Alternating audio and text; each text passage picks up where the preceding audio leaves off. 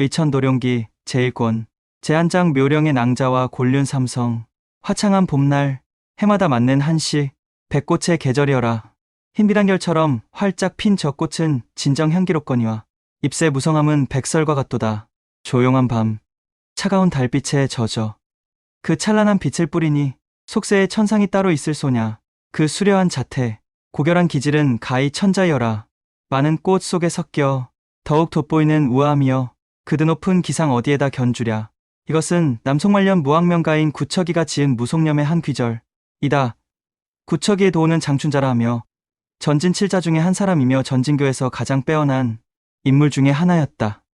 그가 지은 이사는 백꽃을 읊조린 것 같지만 사실은 흰옷을 입은 미모의 소녀 늘 찬미한 것이다. 고결한 기질 만화 속에 섞여 더욱 돋보이는 우아함이라고. 그가 찬송한 절세미인은 바로 고묘파의 제자인 소용료였다. 그녀는 늘 흰옷을 즐겨 입었으며 고결한 성품의 소유자였다.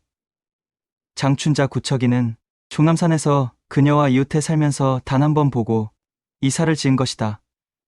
구척이는 오래전에 세상을 떠났고 소용녀도 이미 신주대업 양과의 아내가 되어더 다한데 하남 소실산으로 뻗은 산길에서 한 소녀가 이사를 읊조리고 있지 않은가.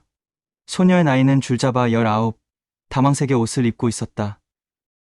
그녀는 나귀를 타고 천천히 산길을 따라 오르며 깊은 생각에 잠겼다. 용언니 같은 인물이어야만이 그분과 짝지을 자격이 있지. 그녀가 말한 그는 바로 신주대업 양과였다. 그녀는 고삐도 잡지 않은 채나 귀가 이끄는 대로 느릿느릿 산길을 거슬러 올라갔다. 한참 후에야 그녀는 중얼거리듯 나직이 읊조렸다. 만남의 기쁨은 짧고 헤어짐의 고통은 길어라.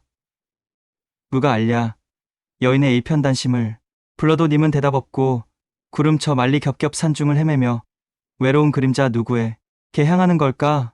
그녀의 허리에는 단검이 걸려 있고 여독이 가시지 않은 것으로 미루어 먼 길을 온 게 분명했다.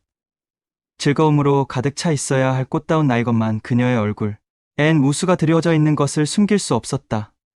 이 소녀의 성은 곽, 이름은 외자양으로서 바로 대엽 곽정과여 협황용의 차녀였다.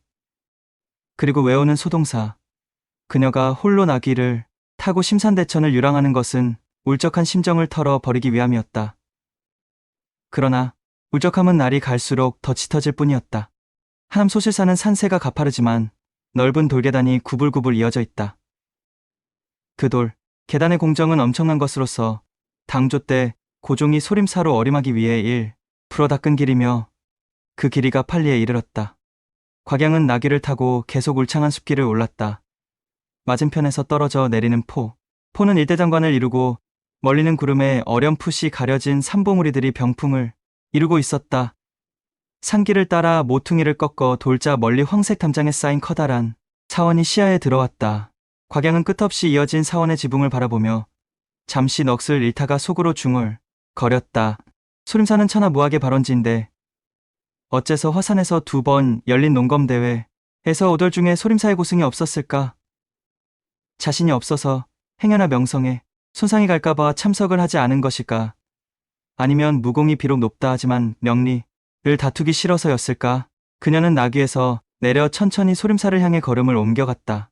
하늘을 뒤덮을 듯 울창한 숲길. 그 사이 곳곳에 돌비석이 세워져 있는 것이 시야에 들어왔다. 돌비석에 새겨진 글은 오랜 세월 풍파에 시달려 거의 흐릿하게 마멸돼 있었다. 그것을 바라보는 곽양의 마음에 새로운 감회가 어렸다. 돌에 새긴 글도 오랜 세월이 흐르면 지워지기 마련인데 어찌 내 가슴 속에 새겨진 것은 날이 갈수록 더욱 뚜렷해지는 걸까? 문득 커다란 석패에 당태종이 소림사 승려들에게 직접 시사한 어묵이 새겨져 있는 것을 발견했다. 가어소림 사승 입공 평란. 비문에는 당태종이 당시 진왕의 신분으로 왕세충을 토벌할 때 소림 승려들이 종군하여 공을 세운 업적이 수록되어 있었다. 당시 이름이 알려진 고승은 모두 13명이었는데 단지 운종만이 대장군으로 봉해졌고 나머지 12명은 벼슬을 원치 않아 당태종이 그들 각자에게 자라가사 한 벌씩을 시사했다고 한다. 곽양은 속으로 생각했다. 수당 때 소림사의 무공은 이미 천하에 그 명성을 떨쳤으니 그 후 수백 년이 흐른 지금은 더욱 높은 경지에 이르러 있을 것이다. 와오장용의 소림사. 얼마나 많은 고수들이 속세를 등진 채 이 속에서 불악과 무공을 연마하고 있을까? 곽양은 소림사에 대해 새롭게 경의를 느꼈다. 그녀는 양과 소용녀 부부와 화산에서 헤어진 후 3년이 넘도록 그들의 소식을 전혀 듣지 못했다. 곽양은 그들이 그리워졌다. 이번에 강호를 돌아보고 오겠다는 구실로 부모님의 허락을 얻어 집을 떠났지만 사실은 양과의 소식을 알아보는 게 목적이었다. 그들 부부와 꼭 대면을 하지 않아도 좋았다. 다만 양과의 소식을 얻는 것만으로 만족할 수 있었다. 이날 곽양은 하남으로 들어서 문득 소림사의 무색선사가 양과와 친분이 두터운 사이였다는 생각이 되살아났다. 자기가 16번째 생일을 맞았을 때 무색선사가 양과의 체면을 생각해 사람을 시켜 한 가지 선물을 보내왔어. 비록 직접 무색선사를 만나본 적은 없지만 혹시 양과의 행적을 알고 있을 것 같아 이렇게 소림사를 찾아온 것이다. 그녀가 깊은 생각에 잠겨 있는데 갑자기 쇠사슬을 질질 끄는 소리에 이어 랑한 연불 소리가 들려왔다. 무량백천만억대 중지중 설승묘가 타왈 유해고생 우 우해고생포 야기여애자 무우역 무포. 곽양은 그 소리에 넋 나간 사람처럼 멍해지며 중얼거렸다.